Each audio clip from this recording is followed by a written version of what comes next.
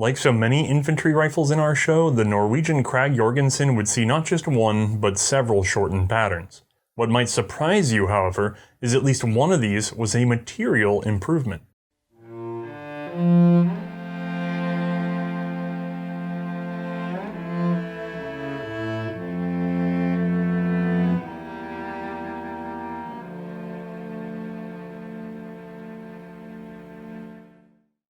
Hi, I'm Othais, and this is the Norwegian Carbine model 1912, which is not just a shortened Norwegian 1894, no. It's a result of attempts to overhaul the rifle. But before we get into all that history, we're going to have to take it over to the light box. With an overall length of 43.8 inches, this gun is much handier than the original long rifle. However, I will point out that the weight rounds to exactly the same 9.2 pounds, as they are almost identical there. That should tell you something. What else is the same on this gun? Well, of course, the 6.5 by 55mm cartridge, which feeds 5 rounds through a half capsule magazine, again with that right-hand door. If you are already irritated about firearms history and do not want to learn anything further, please do not engage with this video, as liking and commenting and especially subscribing mean that you're going to see a lot more of this sort of thing, and so are others. Alright, for those of you who are regulars of the show, you know that we are now on our 5th episode on the Krag-Jørgensen. This is 4 very recently and 1 previous one about the US Krags, but for now, it's going to be the final, until we figure something else about Krags. We've covered the Danish 1889, the first Krag to be adopted for military service. From there, we sampled one of several Danish carbines and filled you in on them all. Somewhat out of order, we also previously discussed the series of US long rifles, starting with the 1892 and wrapping on the 1898, which was carried over into the First World War. From there, we saw Norway finally adopt their own native design in 1894, and we saw it through until about 1910.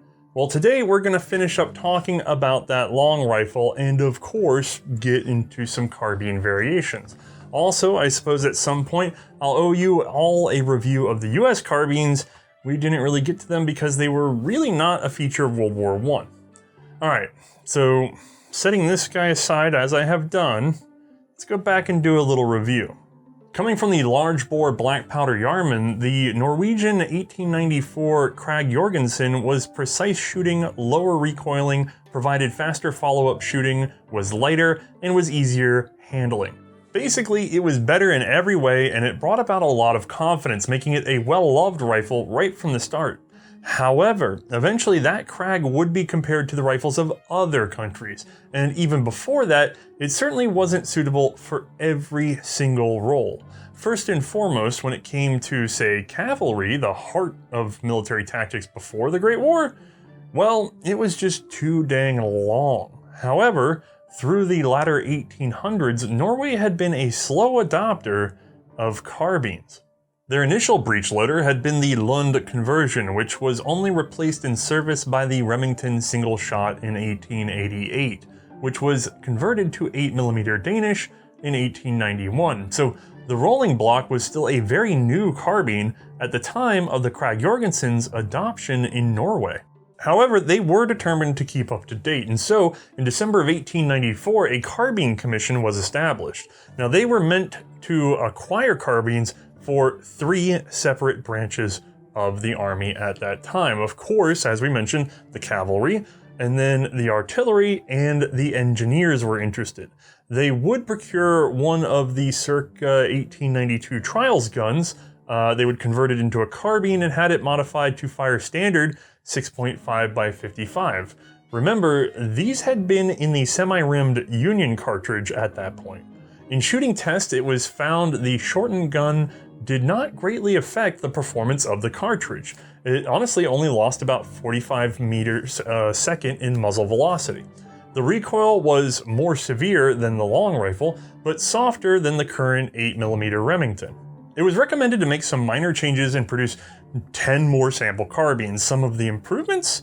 Well, handguard extended over the chamber area, a bolt hold open, we already know how that's going to go. And then 5 out of 10 of these were completed before further requests were made, and then another 8 were put out. Anyway, in July of 1895, these went out for testing with various slings and straps for carrying, along with some hard features like a mix of straight and flattened bolts. By December, they had a winner, and the carbine would be confirmed by a royal resolution, though it did leave room for minor changes as needed. Now, I should be flashing you that carbine by now, but as we know from last episode, any attempt at a hold-open device was going to stall this process. And then they had the whole contracts issue ongoing. There was, the thing with FN versus Steyr. There was also a willingness to stall because once again, they went back to fiddling with the sling and attachment points for the artillery and the cavalry. No one could quite get it comfortable on their back. Now, curiously, during this confusion, another story arises. You see, word came from Norway's engineer at Steyr that there may be an opportunity to save money on developing a carbine. Thanks to Norway's strict inspection process, Steyr was actually losing money on the castings and parts, while whole rifles were apparently even being rejected. These guns, ones the Norwegian inspectors refused to stamp, well, apparently some number ended up in South Africa, where they were prized by some Boers. Most famously, you can see a Norwegian pattern 1894 in the hands of Jens Smuts. Now, whether or not these sales were completed with Krag-Jørgensen's inclusion, I cannot definitively say, though I've heard some were also made in Norway. It's a bit beyond the research scope of today's episode, though. Instead, I just want to point out that it was apparently a request from the Transvaal that got Steyr into developing a suitable cavalry carbine. Norway's engineer on hand was quick to seize on this opportunity because here they could split some of the research, drafting, and fitting costs. Turns out, however, Norway had already done all the work anyway. Eventually, all the details would be ironed out, and as production pressure was slowly coming off of Kongsberg Waffenfabrik, because of, especially the contracts coming in from Steyr, priority could finally be given to the carbines, and this would happen in March of 1897, in which two distinct patterns were finally sealed. The cavalry pattern would keep the model designation from 1895 and would also be issued to the artillery units. The engineer's carbine would be named for the final approval of 1897. The guns were almost entirely identical, with the only real difference being the lower sling point. On the cavalry, it was up near the wrist, and on the engineers, it was down a little nearer the butt plate. Now, thanks to loaner donor Daryl, I get to say this is the Norwegian Carbine 1895, a cavalry carbine. So let's make a little room. Sorry, buddy, we'll get to you in a moment, because for now, we're gonna get a closer look. With an overall length of 40.3 inches and weighing in at 7.6 pounds, this is what we think of as a carbine, shorter and lighter. Now, of course, it does use the same 6.5 by 55 millimeter cartridge, same half capsule magazine, same 5-round capacity.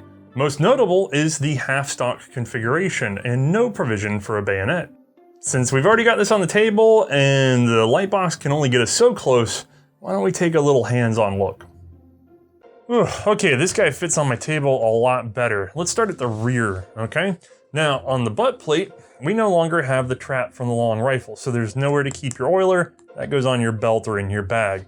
Now, on the stock, we have two possibilities here. In this case, we're dealing with the original close to the wrist sling loop here, but of course on the 97s, that could move further back down. That's really the big tell between the two designs, otherwise identical, so no need to have two different guns in the studio.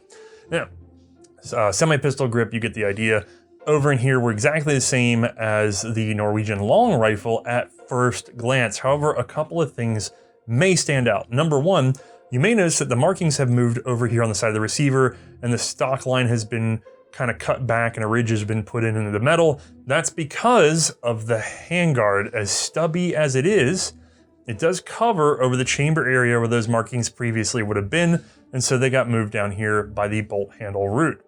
The magazine is the same, although while I've drawn attention to it, I should probably point out last time I talked about that little oiler window. It's also part of the disassembly, and I want to make sure I covered that. When flipped up, this oval tab is no longer engaged in the wood line, and therefore you can wiggle this pin, and eventually disassemble the gun. I think I alluded to that but didn't cover it clearly. So you definitely want it to stay down when in action. You don't want your pin to walk out on you. Okay, back to the special features of this carbine. Now, they're pretty minor, but there are a lot of ergonomics that go into this gun that are unique to carrying it on the back. So let's cover a couple of those. One, if you look at the Mauser flag safety right here, it's rounded more so than the rifle. That way it doesn't poke at you. The same is true of the magazine cutoff, which right here has now been bent down. Let me get where you can see that a little bit better. It's been bent down at a hard angle. The stock has been relieved more, and then you have to reach down in there and flick it up. When it's in the single shot position, it's definitely sticking out and very sharp because of that bend, which means magazine fire was definitely favored. Pretty cool. While we're looking at these contours, there's a less obvious one on the trigger guard, although, let me get that bolt down. If we look at it dead on from above, you may be able to make it out. See how it's been contoured just on this left side, which is against what would be the back? Well, that removes that hard edge from beating up on you and your uniform. That's probably the only gun I know of that has something as interestingly asymmetrical as that being done to the trigger guard just for the purposes of carrying it. Okay, let's keep going on down because we have a stock that suddenly becomes much thinner, still has our finger groove, and then we have a pretty standard rear tangent leaf sight. Now this one is the updated sight for a much later Spitzer cartridge, so I'm unsure of the original configuration. Again, 2200 meters, 100 meter zero, so this thing is set up just like the long rifle. If I bring her on down, this one has a, well, it should be a mid-position band, but it ultimately ends up being the only band because the stock, she stops right here. Before we go any further though, flip her over. That sling swivel on the left side of the band, well, it's not actually at 90 degrees. It's a little canted over to give, again, a little more angle to this. The Norwegians were very particular about how this rested on the back, and it shows in a lot of little ways. This gun was never meant to use a bayonet, and so if we bring her on forward, there's no provision for being able to hold on to it for bayonet fighting or heat. There's no provision for a bayonet lug, although there is the usual adjustable front sight. That's pretty cool. Last thing I want to cover is that on some of these, you may not see the rear sling swivel at all. What you may see is a eyelet that has been added to the left side of this trigger guard. Now that was done in 1908 to make it easier to carry over the right shoulder, but it was not done retroactively, so it depends on when your gun was made. All right, let's go ahead and get this dandy little darling into Mae's hands for a demonstration.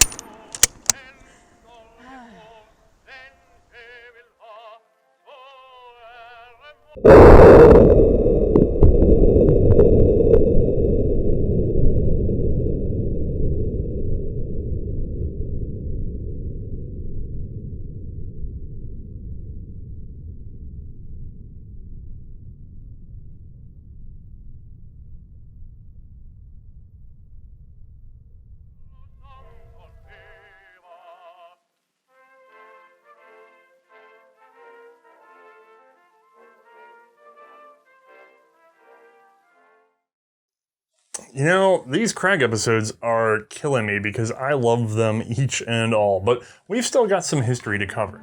Production of the 1895 cavalry and artillery carbines would last from 1898 until 1906, totaling just shy of 6,000 units. The 1897 Engineers would be manufactured from 1900 until 1902 only, making for just under 3,500. Now, it is known that some 220 engineering models would be changed into cavalry patterns in 1907, so that should make them even more scarce. However, there's also evidence of perhaps 150 modified the other way, so... Now, despite all that delay, some problems would still emerge, particularly with the engineer's carbine. The sling position was not working out so great. They wanted an option for stacking the rifles, and a full handguard might be nice. That last one wasn't just because of tender hands.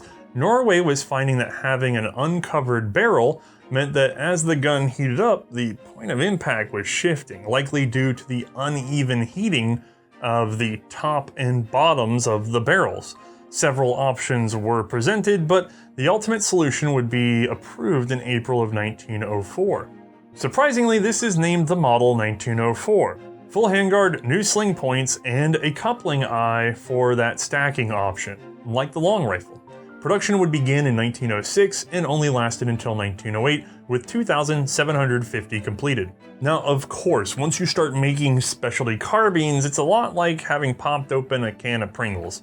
Once you start, it's reasonably difficult to stop. Just ask the Dutch. This Model 1906 carbine was created for high school rifle training. While similar to the original Cavalry 1895, these have a swiveling rear sling loop and no handguard segment. They were designed for a reduced charge 6.5mm cartridge using an aluminum bullet, but could shoot normal Marshall ammo if necessary. Many would later be converted to .22 long rifle. Returning to military carbines, a new pattern would emerge in 1907.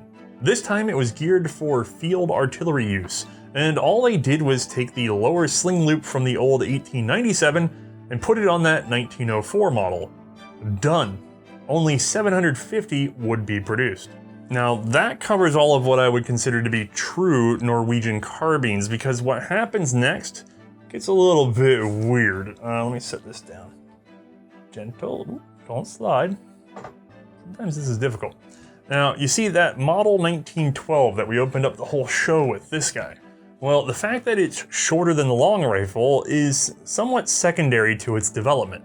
Thanks to a poor showing at the 1908 Bisley competition, Norwegian press started attacking the 1894 Krag long rifle.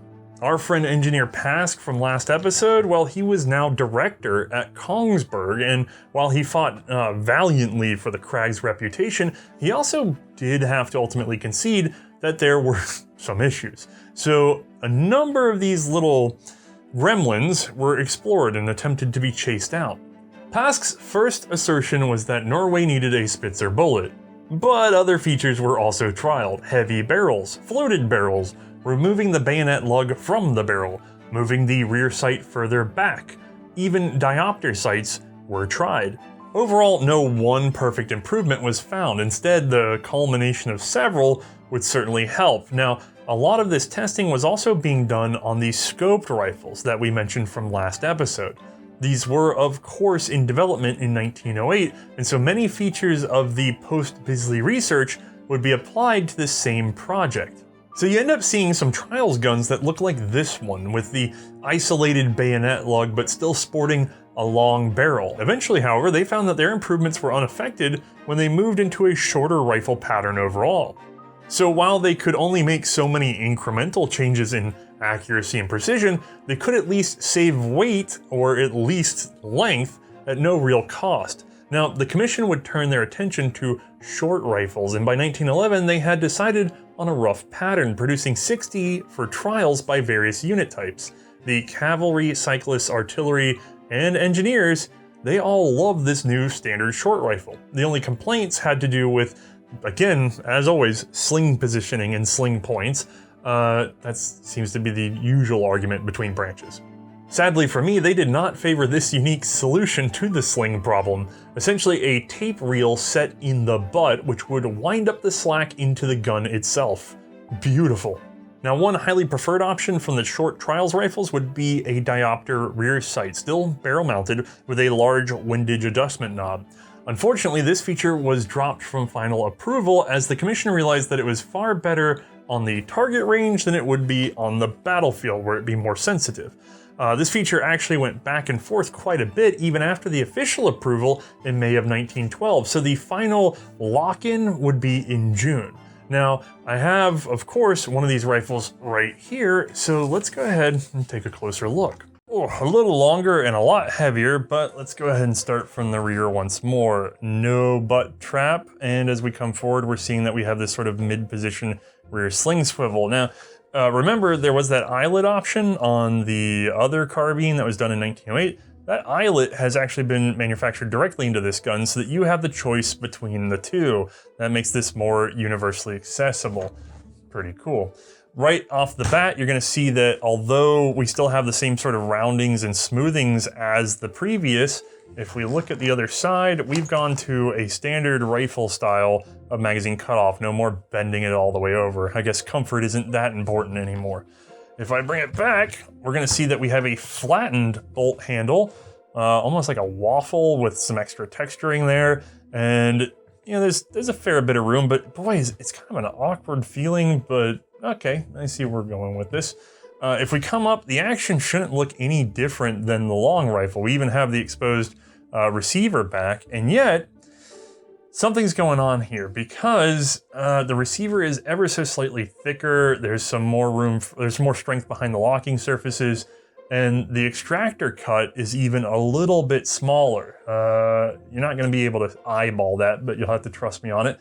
The idea being to leave as much metal as possible. If we get up to the just under what would be the rear sight, the barrel underneath, which we cannot see, is also thicker, although only at the chamber area. It actually is thinner up under this whole handguard, and of course shorter in overall length. Basically, they made this guy a beefier boy, and that was in expectation of potentially hotter ammo, because the commission had some mixed feelings around adopting a Spitzer or pointed bullet cartridge. At first, Spitzer showed little improvement on precision. However, that was early days and they were shooting it under 800 yards, which actually is pretty reasonable to me. There were also some fears about losing terminal performance by moving to a lighter bullet, along with the usual issues of higher chamber pressure when you start hucking it real fast, and worse muzzle flash on a gun that you are now planning to shorten. Eventually, they did find a combination of powder and Spitzer bullet that yielded an improvement without over-pressurizing the gun. It was not adopted right away, or actually even soon after, if I'm honest, but we'll get there in a minute. It does appear that the commission did leave room for extra strength in their new rifle, though, just in case. All right, let's keep digging. Now, at first glance, our rear sight is no different than the long rifles, okay? Tangent adjustable. This one is the updated pattern, so it's going to be 2200 meters, 100 meters, 0. You get the idea, right? But there's a couple of key, very small differences if you look just closely enough. One, this has a windage plate that is adjustable by a split head screw, so not on the fly. The big knob was abandoned, but the idea of windage adjustment was kept, and so we ditch the diopter, we keep this very small notch, and again, we get a little bit of adjustment. Also unique to this, unlike the rifle and previous carbines, is that the sight base is forged with the barrel, it is not soldered on. And finally, most noticeably, this big old gap here, which allows you to fold this guy all the way forward, and then at that point you have a 500 meter 0 battle sight, which is unusual. In doing my reading, apparently this was supposed to be an intersected path between two types of ammo that were being debated, as in an early attempt at bringing in Spitzer. That doesn't make sense to me mathematically, but that's what I read. There's a number of reasons I have not been able to isolate exactly why. So do not consider this a battle sight in the traditional sense where it's the 200 or 300 meter 0. That 100 meter 0 is all the way back here. That is a 500 meter fold forward position. Very unique, probably the only one I've heard of in these sort of period military rifles. Okay, if we keep going forward, we'll see that this thing is fully stocked. In this case, this is the updated stock. The original version of these handguards, these would have been one piece. This one is two piece under the band, as it should be. And then right here, this band is hinged, which tells us that it was a later band. The originals would have just been one tension spring all the way around. This was an improvement. It is side slung again on that sort of off the 90-degree angle, which makes it a little bit more comfortable to carry. And then as we come further forward, we're going to see there's a lot going on here, okay? We still have an eyelet for stacking, and this would have been true of all versions of this gun, but something else is going on here, because this is not exactly the original bayonet lug. The important thing though is that we've moved our bayonet off of the barrel and onto the stock, a lot like the British short magazine Lee Enfield. The original bayonet lug was much simpler, but proved to be weak and would result in stock cracking or failure. So in 1915, an extra reinforcing band was whipped up and was approved in 1916. A dedicated new model band was introduced in August of 1916, but would not be rolled into production until 1918. Now, despite being considered a short rifle through development and being longer than previous carbines, this would actually be adopted as the Carbine model 1912, which means we're finally far enough along to let Mae get some shots down range with this handier infantry rifle carbine.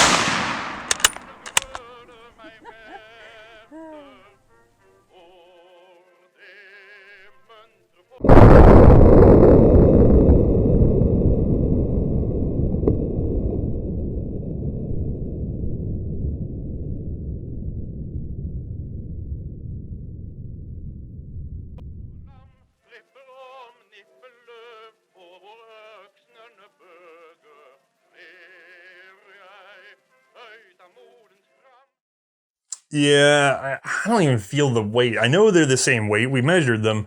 I don't feel it. This is much handier than the 1894. It feels stout though. All right, of course, this shorter length does have a consequence. It ruins your bayonet reach. The long rifle with short bayonet was still plenty long enough to serve as a pike, but the short rifle, it was going to need a little help, so a new 14.4-inch bladed bayonet would be adopted, giving the new model 1912 a little more poke. This design lagged behind the carbine's adoption, and so it's known as the model 1913. That being said, a large number of 1912 carbines were issued with the standard 1894 short bayonet as well, depending on their intended role. This rear sight, like I mentioned before, also lagged behind into 1913, which is why the initial production of the model 1912 would be fairly low at first, as these final features were ironed out. Incomplete guns were being produced for that first year. So full production, actual serial production of this gun, didn't really get underway until 1913. Now the hope was that this gun would be a replacement for the model 1894, a universal short rifle. However, Norway did not have the funds for that big plan, so this thing stayed just the standard, carbine. As a matter of fact, long rifle production continued alongside this new 1912 because it could never really replace all the rifles, and both would see guaranteed extra numbers thanks to the outbreak of World War I. A 1915 inventory revealed an estimated 170,000 rifles and 30,000 carbines of all types, not just the 1912, which of course saw extra bulking up But in hindsight, Norway was alright since they were successful in avoiding being dragged into the conflict. Honestly, Norway's big shortage was like so many others at that time, machine guns, and so that's where their focus went, not onto the rifles. Still, there was one wartime improvement to the standard Krag. It's a bit minor though. That long 1913 bayonet got caught up in the testing. Recall, the lug had proven weak, so it was reinforced. Well, in the same studies, they found the bayonet could be improved with very little effort. An upper false edge and reducing the length of the fuller would lead to significantly better penetration and reduced breakages. So this new model 1916 bayonet was immediately adopted for the 1912 carbine. But during the war, it went further than that. Much like we saw with Denmark, Norway was very concerned about both overall reach and the potential depth of penetration should they be drawn into the Great War. And so that long model 1916 bayonet would start shipping with new-made 1894 long rifles in 1917, just in case. Now, post-war, Norway found they were in a similar spot to Denmark once again. A 1921 inventory revealed they were short 5,740 carbines, but had a surplus of 30,972 long rifles, though many of these were worn out and in need of repair. It was decided to end long rifle production, and so 1922 would be their final year, with 2,000 completed. Pistols and machine guns still lag behind as well, so only those and carbines were produced going forward. In the end, the 1912 carbines would see 30,000 and some change completed, with production years from 1913 until 1926. Some post-war changes, of course, were made, like we mentioned, hinged a band and two-piece handguard. However, our example does not have the upgraded, or rather retrograded, bolt. You see, when you have big old mitty mitts and you try to get up under this guy, I mean, I'm doing it okay, but I'm in no hurry, but still, and then I bring it back down, and of course I'm doing it with my left hand just to show you, but it's kind of slippery. I don't know, man. The texturing's good, but I'm slipping right off of it anyway. Now, the 1894, it's got a big old bolt knob that I can get a hold of no matter what's on my hands, and so they found that, yeah, after 1922, we're putting this guy back on here. And so this straight, in the sense of being straight out this way, bolt handle, would return to the model 1912. This change was not made retroactively, so 1912s generally keep the bolt that they started with. Okay, I should stop here, but of course there are always more Krags to cover, and I should probably mention a few, at least in brief. This is the model 1923, another one of these Scandinavian rifles adopted by the military, specifically so it could compete in the Nordic capital shooting competitions. In 1923, it would feature a special steel barrel, minor stock changes, a higher cheek rise, a receiver-mounted diopter rear sight, those sorts of things. The front sight received a set of protective wings. Ultimately, only 620 would be produced. Half for military use and half for private sale. The 1923 was considered, militarily, a failure as it did not completely solve the Krag's problems and cost plenty of extra besides. At the same time that rifle was being developed, Kongsberg was put to work on creating a modification package for the standard 1894. The resulting model 1925 was, basically, an accurized, polished, and refitted standard long rifle with an improved barrel, stock, and various internals. Its model date came from being adopted just ahead of a competition in Finland in, you guessed it, 1925. The military authorities largely considered this rifle a matter of paperwork and did not trial it for martial use. However, it was, of course, adopted so that it could enter Nordic capital events. Guys, Scandinavians were taking these competitions real serious. Now, after all of that, in 1926, Norway would finally switch to Spitzer ammunition. The first recommendation for this change had come way back in at least 1910 and was finally here, the D bullet, which had actually already been in heavy use with competition shooters outside of the army.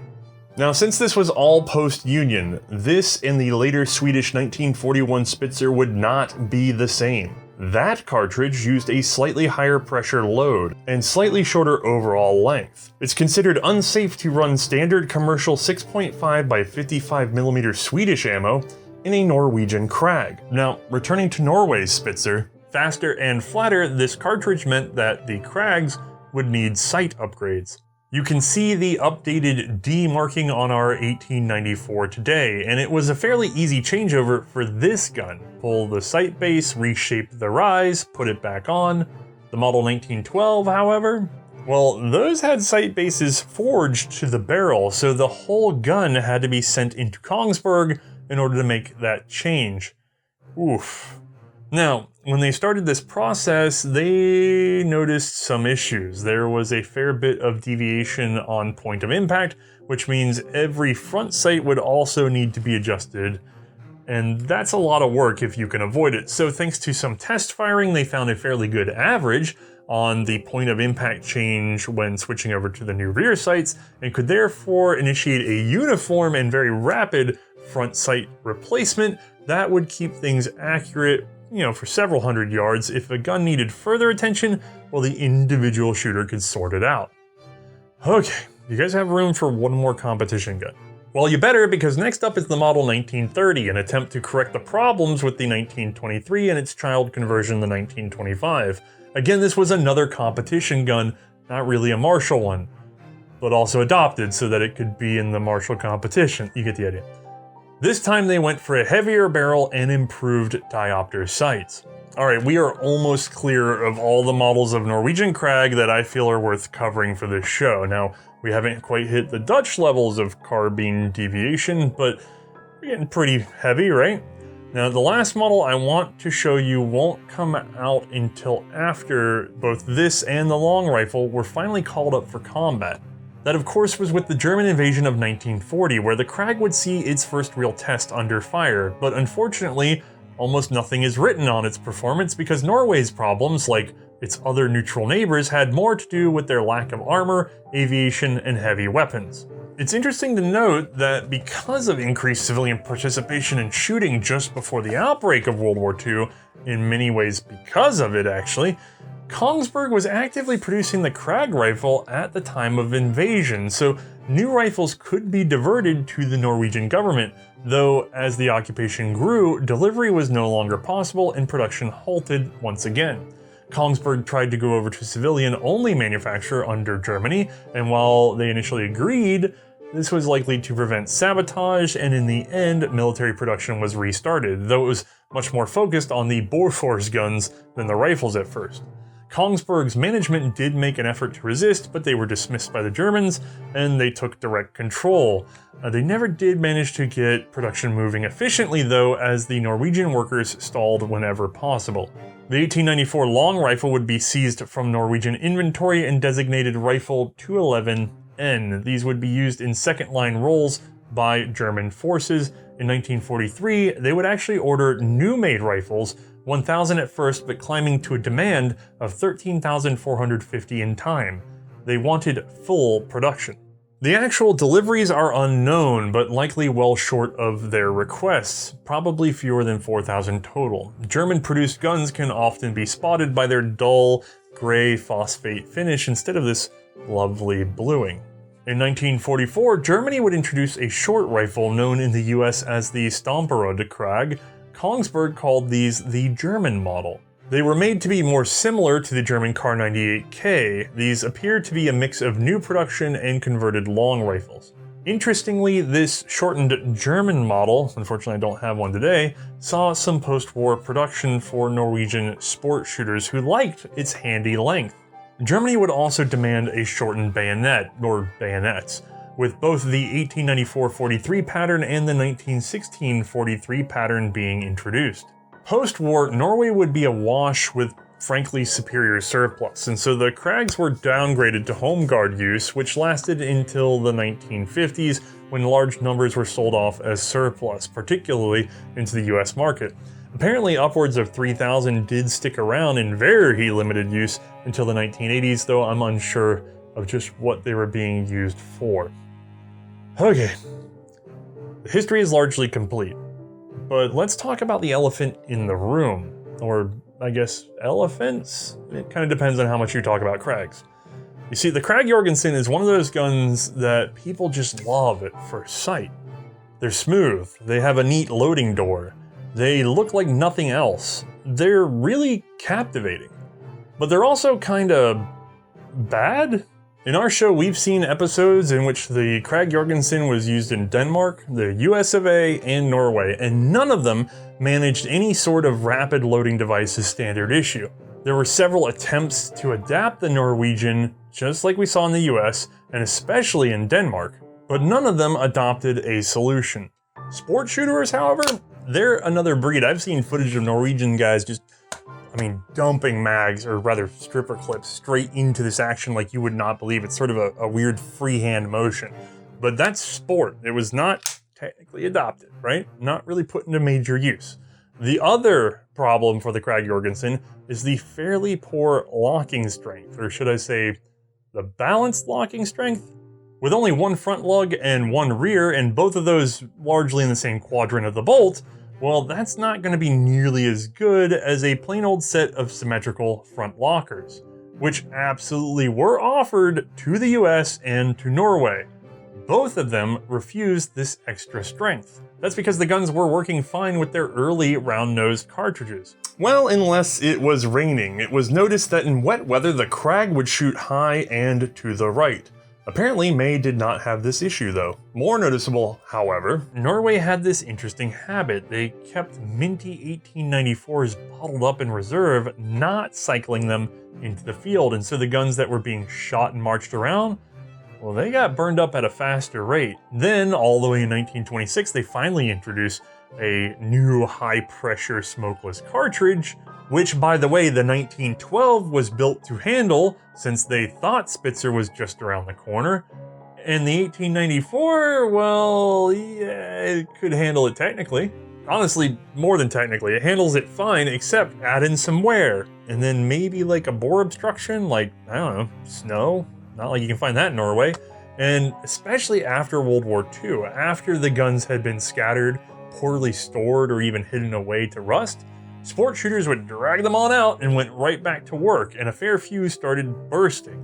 Yes, a lot of that had to do with poor home gunsmithing, or poor hand loading, or poor inspection. You get the idea. But that tells you how little of a margin was left after the new ammunition was introduced to the Krags. So a well-serviced, Krag-Jørgensen with proper ammo, just fine. But don't introduce any Bubba issues. Ever. Okay, let's bring this ship all the way back around and point it back at our inventors.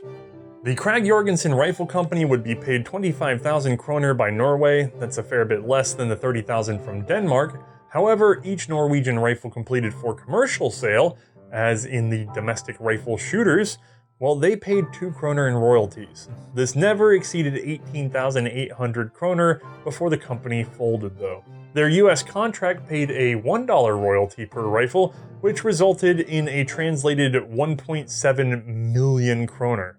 Much better. There was at least one lawsuit over the Krag-Jørgensen over the Russell Livermore patent from 1870, which had locked down curves. These could be used as feed lips. He claimed the Krag was infringing on his patent for curves. This was true of a lot of firearms which had gone unused. The case would be dismissed. However, the Krag-Jørgensen Rifle Company had to pay their own bill on the legal costs. With the US adoption of the 1903 Springfield, there was no financial interest in maintaining the Krag-Jørgensen company, so it dissolved in 1905. Ole Krag would buy back the patent rights, but they netted him no additional income. Sadly, Erik Jørgensen would not live long after his rifle's adoption in Norway. He suffered a stroke in April of 1896, and although he recovered slowly, he remained weak. Early one morning in September, he walked down to the Langen River alone and was found that evening drowned half in the water. Jørgensen's early demise likely contributed to a rumor that began to eat away at the reputation of Ole Krag. It was said that Jørgensen was the real inventor and that Krag had used his money and position to assume half of the credit, but both men had already repeatedly, publicly given each other 1/2 credit. The rifle had been developed out of their extreme close working relationship, and they were full partners in the matter. Ole Krag was appointed lieutenant colonel in 1894 and then colonel in November of 1895. He remained the director of Kongsberg Waffenfabrik until his retirement at age 65. He then spent several years as an agent for Schneider, selling their artillery to the Norwegian armed forces. Starting in 1905, he would begin working on pistols, which took up most of his inventing attention for the rest of his life. Actually, late in the summer of 1916, he would travel to France in order to market his pistol design. In the English Channel, the ship he was aboard witnessed the torpedoing of another. The passengers gathered on deck in frankly awful weather, which is likely how he contracted pneumonia. He would die from that illness in Paris in December of 1916. Whew, okay, this has been one heck of a pair of episodes and a triplet of rifles, but at least we can kind of put a pin in the Krags for a while until I can maybe one day get around to those US carbines. But before we go, we do need to get Mae in here for her opinion on what might be the most developed Krag-Jørgensen military rifle of them all. All right, gang, once more we made room for Mae, and we have plenty of room for this little guy. Yeah, it is a bit handy, isn't it? Wait a minute. Are you sure this hasn't been sporterized? I get emails every week from people telling me that I am missing a Carcano model because they have an Imperial Palace Super Special Edition, and you can tell by the way it looks like that. Oh, And I keep telling them about Santa Fe, and then they yell at me. So I don't accept emails about Carcanos anymore. No, this is not sporterized. And by the way, a lot of people have thought that they are. I mean, if you look at it, it does kind of scream that. It looks like it's something you take out to go hunting with. It's like these guys, the Dutch and a couple of US ones, look sporterized. But no, that is as was. Now, in this particular case, 1895 or 1897 models, the only difference being the position of this loop right here. And then later, of course, there was an additional loop added up in the trigger guard. But since we don't really sling them, you can consider this a review of both the cavalry and the engineer style because it's going to be the same thing other than how it fits on your back. Fair enough. What's it like handling that compared to, by the way, I want to point out, this let's pull those up where together. we started. Hold on, high-low. That's a fair difference. Yeah, we've lost several inches there, haven't we? Yeah, a bit. Then some, yeah. So what's going on? So, obviously, like he showed you guys, we have lost some length, therefore we have lost some weight. And on top of that, they've taken the wood in. And I want to point out, the way they've taken this wood in is unique to me because they brought it in, they shaved it down, and then they've created this little hump back here, which I think is perfect for pulling your grip into. It kind of feels like maybe the 1917 is what I'm thinking of. Yes, the P14 1917s have a similar hump in front of the magazine. It's really good for pulling your hand up against it, for pulling it into your shoulder. It's perfect for that. Yeah, as a modern shooter, you might compare it to being like a early version of a angled foregrip or something like that. So it works. I think assuming your hand is big enough to get all the way back on that point. True. Because if you're a little tiny hand and you want to get a little further forward for some better control, you're not going to have your ring finger touching down in that spot. That's fair, but you still at least got the finger groups here to give you some assistance. Okay. What else you got? And then on top of that, just sticking to the wood for a moment here, they also shaved down a little bit of the wood right here at the top, right behind the rear sight, which, I mean, granted, for me, I don't think it's absolutely necessary. I think these sights are plenty tall enough as is, but it's kind of nice that they put a little bit of forethought into that. Right, and it's such a tiny handguard, but it's critical because, hold that up again. Yeah, you're going to not want to be touching on a hot chamber. And the wood is just so narrow and it's so small that even for my hand, I'm nearly able to wrap. I can actually touch my fingers when I wrap around this gun. Yeah. I don't think that's ever really happened for a gun that we shot for the series that I'm able to wrap around the wood entirely. So what else is going on that's unique to this gun? It really feels like they kind of polished up some things and kind of angled them or sharpened them differently. So, for instance, the mag cutoff. Looks like they've actually angled it a little bit more and they've cut out that wood. Yeah, they've cut out the wood some more right there too. So it's really flush in there. So I think to be able to snag this on something, I think it'd be really difficult to do. And yet they give it a very sharp toe. It almost hurts your finger to use. It kind of does, but dang, there's no questioning that's on there. That's being flipped. And then the safety, I've noticed, they actually managed to kind of grind it and polish it and make it more like a little nub as opposed to sticking out more. A lot less obvious to just grab, but I still found that thanks to that sort of cantilure in it, you can get your thumb in there and flip it, no problem. Oh yeah, there's a nice dip in there in order for you to get a good purchase on it. Now, otherwise, those sights should look the same as the rifle sights. Yes. We've got the same magazine, bolt, everything else. Semi-pistol grip, yep. Same style of loading. So what's going to be the difference between this, other than sort of it's lighter and easier to handle? Where's the balance point, actually? To the rear. Ooh. Under the mag. Under the mag. Not bad. Okay. Other than those things, the real difference is going to come down to shooting it. I think we all know that when we get into this territory of being so extremely light. Yep. And when this thing is light. Whenever that happens, especially when you go from the long rifle to a carbine, you think, man, the recoil on that's going to be really up there. Right. Because we no longer see different cartridges for carbines. In the black powder era, you would see that, and we've seen that on our show. But that has to fire the full-powered rifle cartridge. How to do? I was expecting the recoil to be, as we said, really high up there.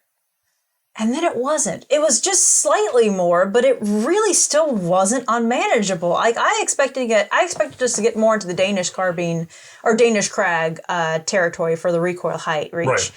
And then I wasn't. And I was pleasantly surprised by that. So this is no Berthier?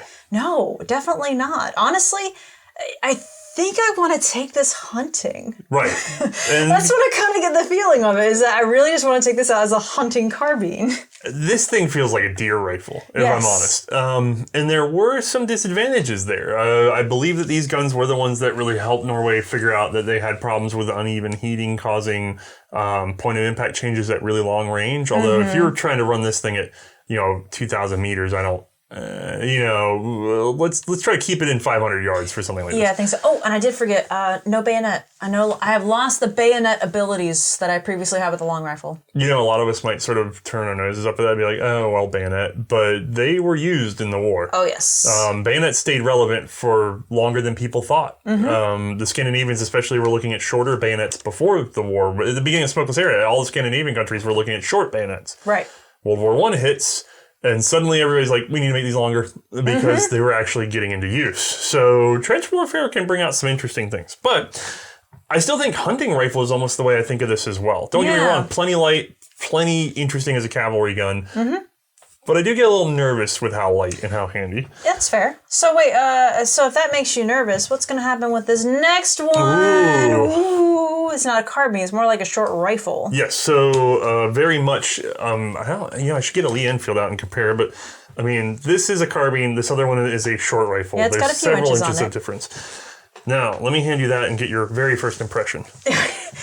So very first impression, it's much heavier than what you expect it to be. Right, and I want to make this very clear.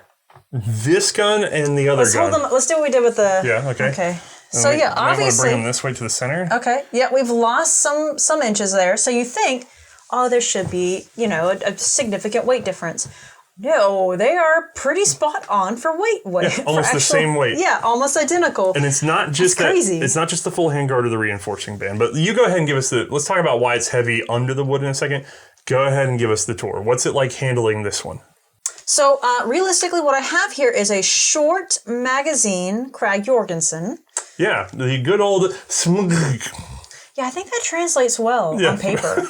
I think that's better on paper than it is. It does look like a Krag-Jørgensen trying to be a Lee Enfield. Yeah, especially, I'm sorry, it's just this front, just how the wood looks up here especially. Everything about this setup looks like it was aiming for a Lee Enfield and then Krag-Jørgensen.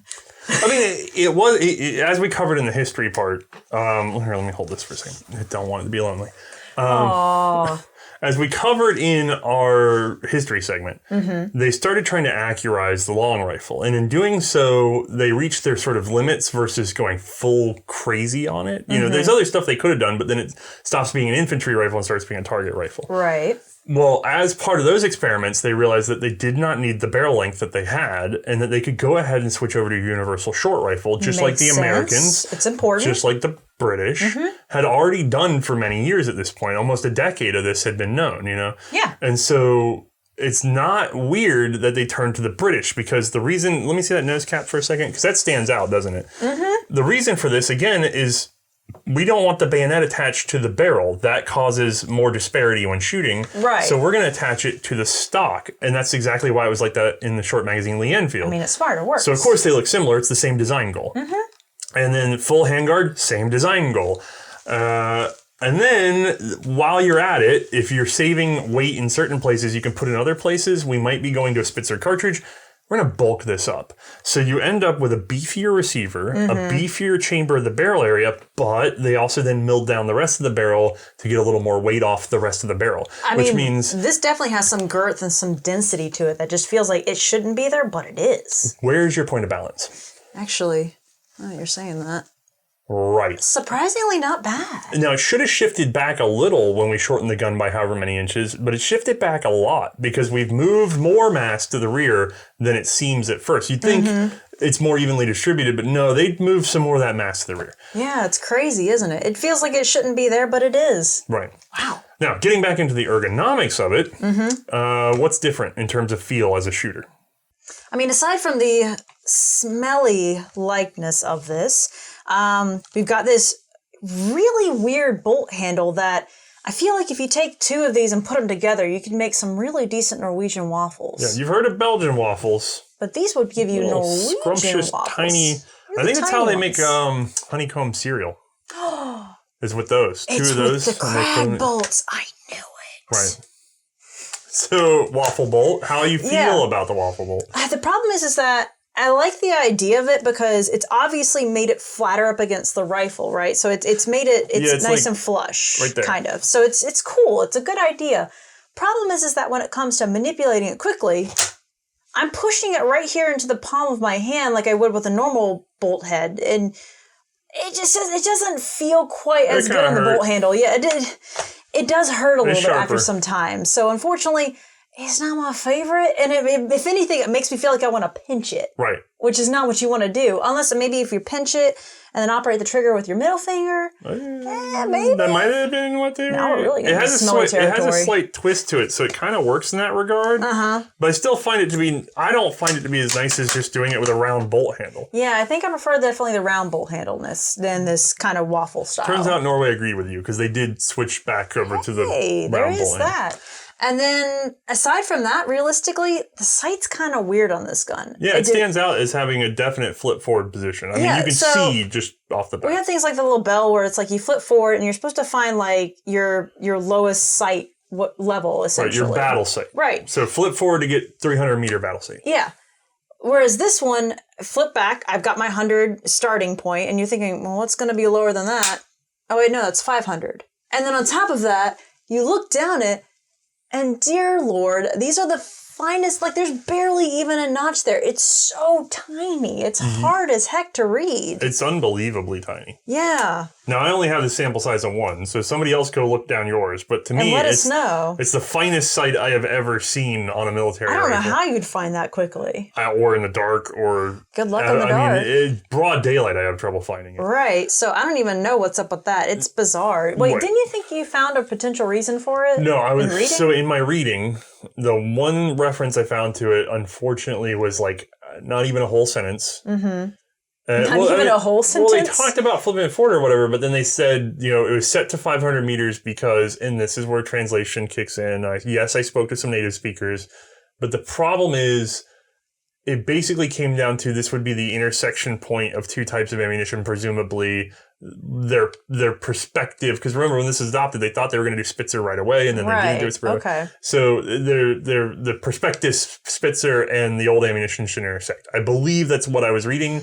I'm not sure, number one. Number two, mathematically, that doesn't make any sense. No. Because that shouldn't be where the vertex is. Yeah, it's kind of bizarre. And so for me... So if anyone has a better reasoning or a better example, or in writing somewhere, written somewhere. My curiosity is the 500 meter position a middle ground for the point blank range at a certain 300 meter battle position? You know what I mean? Like, my thought is under certain parameters, that 500 meter mark might be the most flexible for what they consider to be the battlefield range at the time.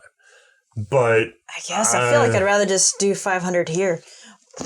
and just flipped it back. But that's finer. So the problem with that is that's finer. So the idea is if you're having trouble trying to get all your men to find and click in, when in reality whereas they you can want to be hopefully flip forward, but then that's such a fine read that it's like, oh God, I hope it is actually deeper. Yeah, but there's a theoretical position in which you say, okay, we've got enemies at range. We're going to flip over to 500 meters because we know at 250 and above we'll hit them with that marking. I don't know for sure. I haven't done the ballistics on this. This is a hypothetical scenario to explain this behavior. Okay. Then you get to say, okay, we're set for 500, fine sighting for long range. And then if somebody closes in or if we get a flank, you don't have to sit there and finely manipulate your doodad. You just flip that sucker back and point and click. And so that's my theory, but I did not see an eloquent, or I haven't seen a full explanation of it. That is bizarre. So we're on sights. Yeah. What's it like to actually shoot that guy? Well, let's think about this, comparing it to the other Danish Krag. Danish to Norwegian. Yeah. Thank you. Comparing it to the other Norwegians, we've got the same sight set up for what I'm shooting at for the 100 mark. I've got the same trigger.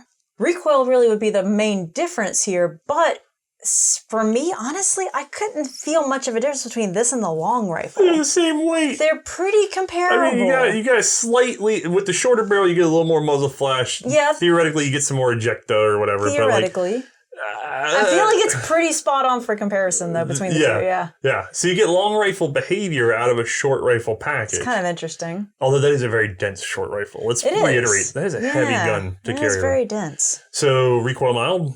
Yeah, surprisingly mild. I was pretty happy with that. Were you confident that you were hitting what you were shooting at? I mean, I was pretty confident. So was the paper target. And your only real problem is the waffle bolt. Yeah, which they did eventually change out. Right. So, hey, that's actually looking pretty good. We're looking at I've lost that length of the long rifle, gained a short rifle. I mean, I wish the weight were a little bit different, but the recoil's still pretty tight. Yeah, and that weight you're getting a payoff for that extra weight and strength. Out of all the Norwegian Krags, that's the strongest Norwegian Krag. Okay. That counts for something. Yeah, that's true. In terms of, which one do you want to have to shoot 2,000 rounds through? The one that's not the strongest, or the one that's strong? Yeah, I'm going to go with the stronger one. So, where does that put these carbines in Krag history? Because last time we talked about what's the best sort of long rifle Krag. But now we're kind of free to talk about all the Krags. The only one you haven't shot is a U.S. cavalry carbine. That's true, which I would like to try. That's going to be like this in 30-40. You know what I mean? It's going to be somewhat similar. So, out of all the Krags, long, short, whatever, where are you feeling, who's the most confidence inspiring? So, for most confidence inspiring, actually, let me say it this first. I'm going to say the carbine is definitely not as confidence inspiring as I think it should be, just because I really do feel like I'm supposed to be deer hunting with that one. I don't feel like that's a military rifle. You know? This is the one to own as a civilian, I think. Yeah. Like if you're wanting to take a milsurp out deer hunting, don't bolt a sculpt to one of these. God. Yeah, please don't. But if you want to go do some iron sight deer hunting, this is going to be my preferred milsurp to date. You know what I mean? And I think what we touched on before, losing the bayonet with that one, I think that really is a big factor that I need to consider as well. The bayonets were useful in the war. Oh, yeah, absolutely. So I guess, so we take this out of the running. Yeah, let's take it out. And out of all the long rifles... Including this guy in here now. Yeah, well, out of all the long rifles, this was your King Long rifle. It's true, that was the King Long rifle. However, you did like that Danish Krag that's behind you on the wall.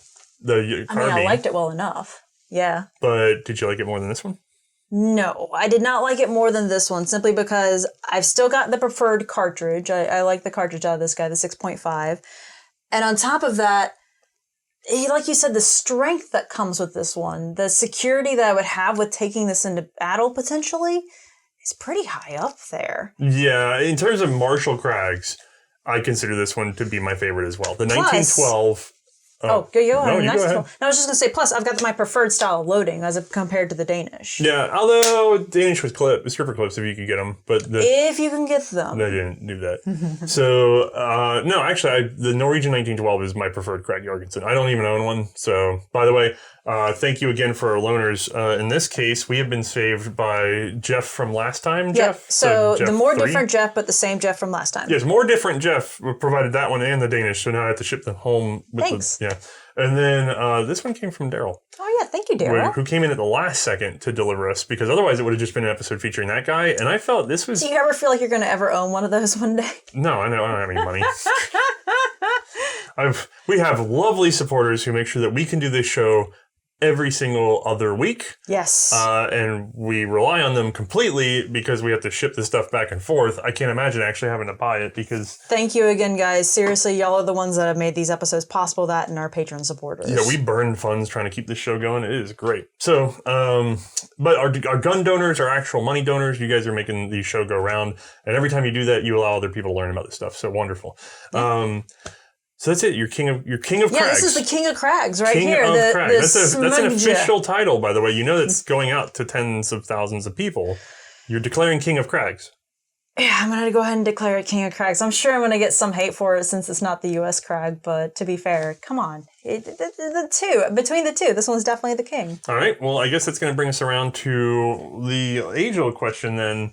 Because a lot of these Crags have been getting, softer yeses for you for being used in World War I. Okay. Does this one inspire enough confidence to get a harder yes? Does this gun get into sort of your... Oh, does this one go above the 98? The Gevær 98 or something like that? It's a short rifle, but it's a Krag with no stripper clip loading. Mm-hmm. Is that enough to make it more confidence inspiring than, say, a long rifle like a Gevær 98 like we talked about last time? Does this finally get the jump on some of the long rifles? Because you are the carbine queen. What's going on there?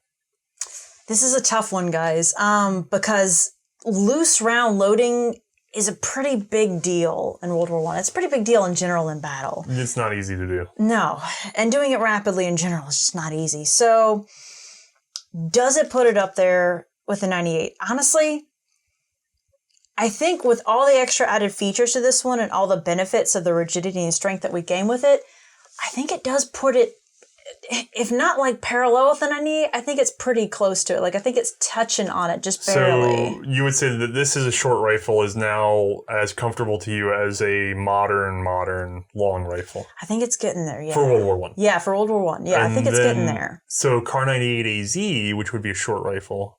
That would be above this. Right. Okay. I think I'm getting the flavor. But this would be above all, say, the Gevær 88s. Yes, this would be above the Gevær 88s, which, God, it's hard to say that with that. The loading is so much faster. Yeah, they still have clip loading, but... Yeah. This is a hard one because think about what you're comparing. You have a much better balanced gun, clearer sights in terms of especially the longer vizier on the Gevær 88. Mm-hmm. But you have rapid manipulation on this because the bolt handle's putting you in a much better position. Oh, yeah. So if you're trying to get your 5 shots, you're doing them much smoother with this gun. Mm-hmm. But then you got to put 5 more in. And to do that, you have to imagine actually getting the ammo, tearing open a packet or whatever it may be stored in, because it's got to be stored in some way that you get 5 rounds. Yep, and in some way that hopefully is weather resistant. Right. So you have to tear this open and then dump them in incorrect orientation, and then it close back up and throw away.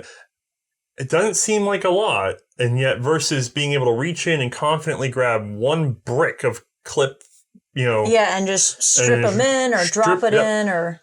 But the problem is once you start firing those 5, straight bolt handle, you got to go find your trigger. Right. This is a weird comparison. It gets really tricky and it shows you this sort of... There's just a lot of features on here that I wish we'd seen in a lot of the rifles that we have given strong yeses to in this series. But yeah, that loose round loading really does take it down an entire notch, doesn't it? Yeah. Now, of all the Krags I've seen, and we've seen a lot. We've seen them in Denmark, USA. We've seen them in Norway. Yep. We've seen variations of the Norwegians in Africa. Yep. And then that doesn't include any sort of civilian use. No, it doesn't. I think we found that the Krag has a much bigger lifespan than we thought. Because in the USA, we think of the Krag-Jørgensen as being this sort of short-lived gun that saw us through Spanish-American War, and then we immediately got rid of it. Right. And so then it goes into the surplus market, and it became a American favorite for sporterization. So it became known as a hunting rifle, especially. And there's tons of sporterized Krags in the American market because of this. There really are. And honestly, for a lot of people, that was in America, that was their first smokeless hunting rifle for a lot of people because it was surplus, so it was affordable. Mm-hmm. Whereas a Winchester 94, you actually had to go pay for that, Mm-hmm. So Krags have a really weird place in American history as being this bizarre, limited use gun. when you go over to Denmark or Norway or talk to any Scandinavians, really, they think of it as a gun that lasted, 50, 60 years and then is still used today by a lot of people. Right. So I think a lot of this is going to be exposing sort of English-speaking audiences to the fact that the Krag had a much bigger cycle than we think of. It's not as obscure as a gun. It's actually, we're getting into that sort of Schlegel milk gun territory where you see it show up with the Germans as the Gevær 88, and you see it show up with the Dutch as the 1895, and you see it show up with the Romanians, and and then versions of it start to peter down. Mm-hmm. The Krag doesn't get that secondary effect. There's no Mannlicher Schönauer version of the Krag. You know what I mean? It is its own Mannlicher Schönauer. It's its own weird thing. Mm-hmm.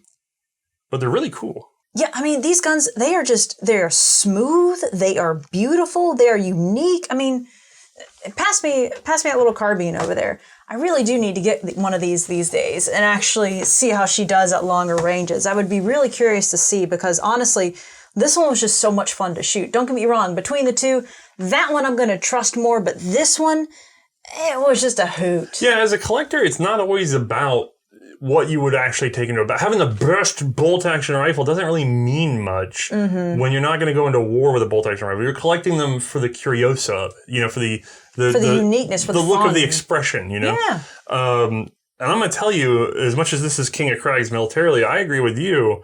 There's something darling about these cavalries or engineer models that are just, I mean, they're just beautiful. They're pleasant. They're pleasant. They're smooth. Something to take care of, something to collect. Yeah. I don't know. It's haunting, isn't it? The Krag-Jørgensen can't let go of your imagination. I think that's why everybody really loves them. And it's probably why I get a lot of hate mail about not loving them enough. But well, now hopefully you won't get as many emails about that. No, we'll just make a Carbine episode in which I say something awful and then everybody yells at me again. Okay. So with the U.S. Krags? No. All right, guys. Thanks again for tuning in. Check in after the credits for any updates. Yep. And we really appreciate the support. Thank you. And thank you for the loaners again, guys. Yeah. Night.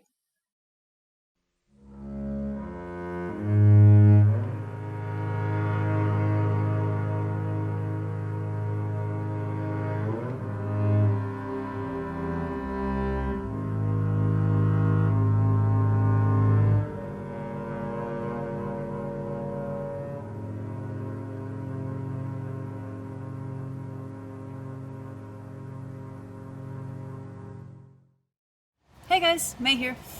I'm a little bit bummed out. Our gun here unfortunately did not pass the Othonian DMR trials, so kind of sucks. But hey, I got this dope participation sweater, so pretty stoked about that. If any of you missed out on it, go check out Forgotten Weapons website. They have several over there, and I think it's pretty sweet. I like the quality. Actually, I'm gonna wear this.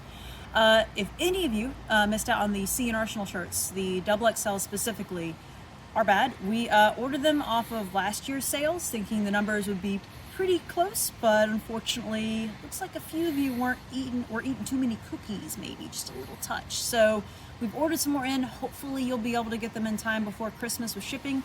Keep your fingers crossed that we'll be able to get them in time. But otherwise, thanks guys for tuning in, and go get a sweatshirt if you can.